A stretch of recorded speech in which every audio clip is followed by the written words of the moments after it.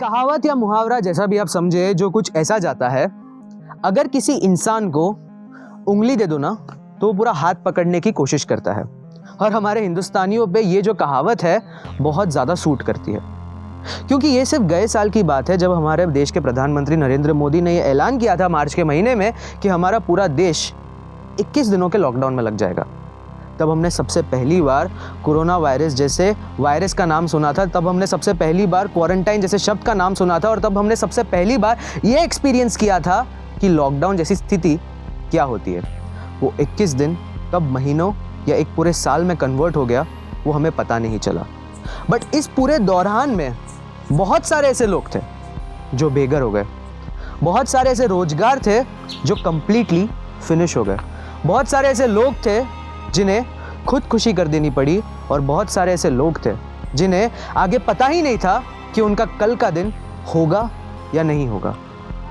इन सब से हम बाहर निकल ही रहे थे। वैक्सीनेशन ड्राइव धूम धमाके से बढ़ रहा था, डोज 1 डोज 2 सब कुछ सही चल रहा था कि हमने ये सोचा कि अब हमें जब छूट मिल ही चुकी है तो क्यों ना हम इसे कंप्लीटली मिसयूज करते। जितने भी ट्रैवल लोकेशंस है, डेस्टिनेशन स्पॉट्स है, वो आज की तारीख में कंप्लीटली जैम पैक्ड है।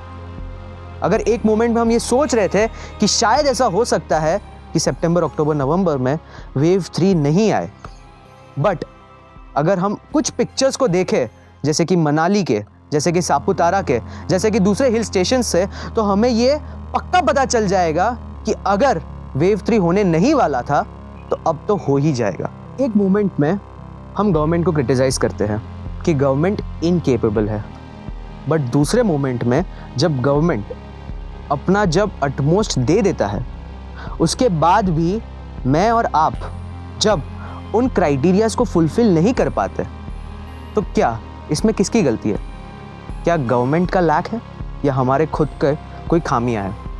अगर आप इन लोकेशंस को देखेंगे तो आपको पता चलेगा, कुछ फोटोज़ देखेंगे, कुछ वीडियोस देखेंगे तो आपको पता चलेगा कि हम भूल चुके हैं सोशल डिस्टेंसिंग क्या होता है। हम भूल चुके हैं कि मास्क पहनना क्या ही होता है। हम भूल चुके हैं कि अगर हम कहीं बाहर जा रहे हैं तो हमें सैनिटाइजर्स का यूज़ करना चाहिए। और हम भूल चुके हैं कि कोरोना वायरस का जो इम्पैक्ट हमारे देश में था, कि किस तरीके से हमारी इकोनॉमी का कंप्लीटली फॉल डाउन हो चुका था। ये सब हम भूल कर भी आगे का ना देखते हुए चंद मिनट की खुशियों को ज़्यादा इंपॉर्टेंस दे रहे। एक साल जब हम कंप्लीटली घर पे बंद पड़े रहे, एक साल जब लोगों को घर पे बैठने से बहुत ज़्यादा मेंटल और फिजिकल टॉर्चर फेस करना पड़ा, एक साल जब लोगों का डेवलपमेंट कंप्लीटली नलीफाई हो चुका था, जब एक साल लोगों को पता ही नहीं था कि क्या ही करना है आगे। ऐसे में जब एक दरवाज़ा खुला तो हम सब ने मिलकर उसका मिसयूज़ कर दिया। अब ऐसे में अगर वेव 3 आएगा तो इसमें गलती किसकी है? क्या हमारी गलती है या फिर गवर्नमेंट की गलती है? गलती किसी की भी हो, कॉन्सिक्वेंसेस दोनों को ही फेस करना पड़ेगा, और इसका सेटबैक मुझे और आपको मिलकर, यानी कि हिंदुस्तान देश को वापस मिलकर सहना पड़ेगा। बट इस बार आप ये सोचिए, वेव 1 से हम बाहर निकल गए, वेव 2 से भी हम बाहर निकल गए, बट क्या वेव 3 से हम बाहर निकल पाएंगे? क्या हम वापस अफोर्ड कर सकते हैं लोगों की रोज़गार को वापस खोना? क्या हम वापस अफोर्ड कर सकते हैं बच्चों को स्कूल में ना भेजना?